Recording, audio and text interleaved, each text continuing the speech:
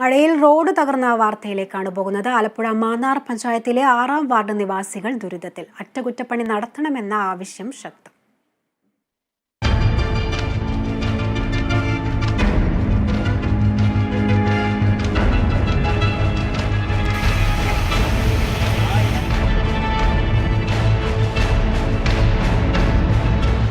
മാന്നാർ കുരട്ടിക്കാട് പ്രദേശത്തേക്കുള്ള റോഡാണിത്. മഴയൊന്ന് പെയ്താൽ തോടിന് സമാനമാണ് ഈ പാത. പൈപ്പിനകത്തൂടെ പരിമിതിയുണ്ട് പോകാനായിട്ട് വെള്ളം. ഇത് കടകളിലേക്ക് വാഹനങ്ങൾ പോകുമ്പോൾ അടിച്ചു കയറുകയാണ്. വെള്ളം കയറി പല കാര്യങ്ങളും പല ആൾക്കാരും പിന്നെ സ്കൂൾ കുട്ടികൾ വരുന്നത് വലിയ ബുദ്ധിമുട്ടാണ്. സൈക്കിളിൽ വന്ന് കുട്ടികൾ മറിഞ്ഞു വരെ വീഴുന്നുണ്ട്.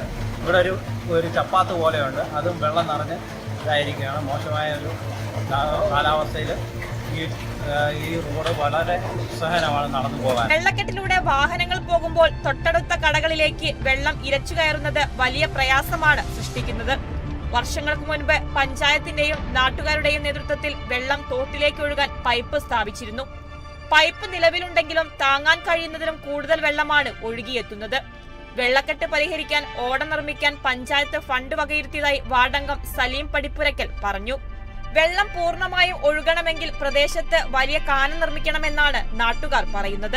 വിഷയത്തിൽ പരാതി നൽകിയിട്ടും പഞ്ചായത്ത് യാതൊരു നടപടിയും സ്വീകരിക്കുന്നില്ലെന്നാണ് ഇവരുടെ പരാതി. Kerala vision news, Alappuzha.